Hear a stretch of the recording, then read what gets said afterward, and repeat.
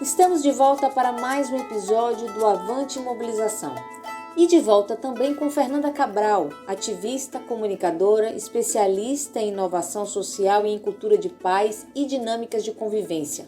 Fernanda esteve com a gente no episódio anterior para um bate-papo sobre os desafios do trabalho colaborativo, um pressuposto para o trabalho intersetorial em rede, aqui direcionado para a promoção dos direitos das crianças e dos adolescentes.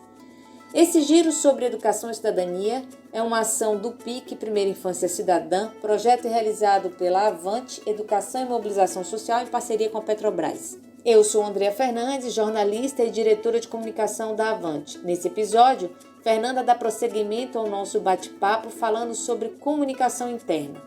Não só a comunicação construída pelos especialistas da área, mas principalmente a comunicação interpessoal, que vem das nossas atitudes individuais. Não é isso, Fernanda? Conta pra gente. As trocas mesmo que acontecem entre a rede. Quais são os fóruns de encontro, quais são os formatos dessas trocas, quais são essa comunicação que acontece nos e-mails, enfim, que acontece também entre as pessoas, que vai construindo também a cultura interna daquela rede, mas mesmo essa comunicação também que vem do departamento, ela é importante e ajuda esse lugar de criar identidade, então de fortalecer o senso de grupo. Quem somos nós? O que é que a gente compartilha? Quais são os valores que a gente compartilha mesmo? Quais são os objetivos? Como é que é o nosso jeito? O que a gente acredita? Que frases, símbolos, ícones representam a gente enquanto grupos? Então a gente faz esse trabalho e essa comunicação também vai fazendo essa unidade, essa aproximação, dando essa cola e esse pertencimento, que aí para as pessoas que estão dando vida e sustentação à rede, vocês todos aqui, por exemplo, que olham para esse trabalho desse projeto, que os conecta e pensam, eu sou parte disso. E isso fortalece o protagonismo, isso é fundamental, esse pertencimento, para eu me sentir também à vontade para criar, para eu trazer minhas ideias, para eu me expor, compartilhar meus aprendizados. Então, não é que porque a rede foi criada, ou porque existe uma rede, porque estamos conectados por e-mail ou por encontros de aprendizagem, por exemplo, que a coisa está dada.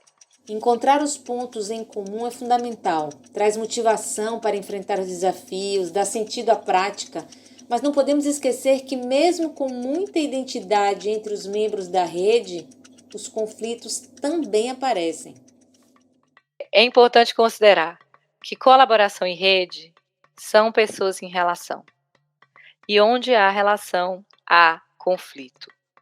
Então, não há como ser evitado, o conflito faz parte da nossa vida, até dentro do nosso corpo mesmo tem conflito, tem doença autoimune, então a gente vive em relação o tempo inteiro, e as redes e a construção da colaboração é também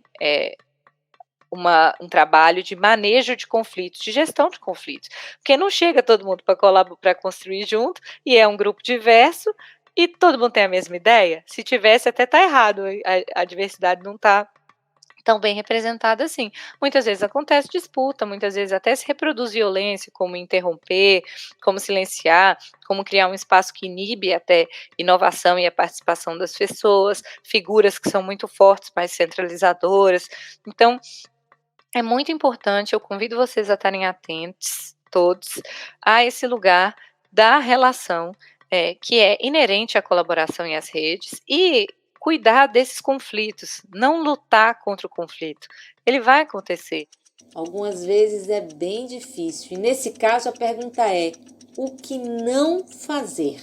Às vezes a gente acha que se ficar no silêncio, se eu não falar dele, aí às vezes a coisa passa, mas minha experiência é que ele sempre volta depois maior, como uma onda que quebra na cabeça, então é muito mais desafiador dar conta dos conflitos quando eles se estouram, por exemplo, para uma coisa mais agressiva. Então eu nesse lugar, pensando nesse cuidado, eu coloco aqui dois convites a atitudes individuais, para que a gente possa favorecer essa nossa realização, coletiva mesmo no espaço da diferença, né, que eu acho que é o desejável. Muitas vezes o trabalho também acontece na superficialidade. A gente quer colaborar, mas como eu disse, não dá menos trabalho, dá mais trabalho. E aí, às vezes, o trabalho é justamente isso, Às vezes ter que conversar, e conversar já tá tão difícil no próprio grupo de Zap da família, eu já nem quero ir naquele jantar, porque então às vezes a pessoa não tem nem essa energia. Então eu acho que é importante a gente estar atento também com essa atitude individual para potencializar de fato essa colaboração e essa atuação em rede. Isso aí. Muitas provocações para o nosso dia a dia, no trabalho e na vida. Afinal, somos profissionais com histórias próprias e desafios pessoais únicos. Então, nunca é demais tentar se melhorar para atuar com qualidade ainda maior nos espaços profissionais. Obrigada, Fernanda, por suas colaborações que com certeza inquietam a todas as pessoas. Chegamos ao final de mais um episódio do Avante Mobilização. Caso você queira contribuir com o nosso podcast e a construção desse e de outros diálogos, envie sua mensagem para o e-mail avante.comunicacão@avante.org.br. E até lá!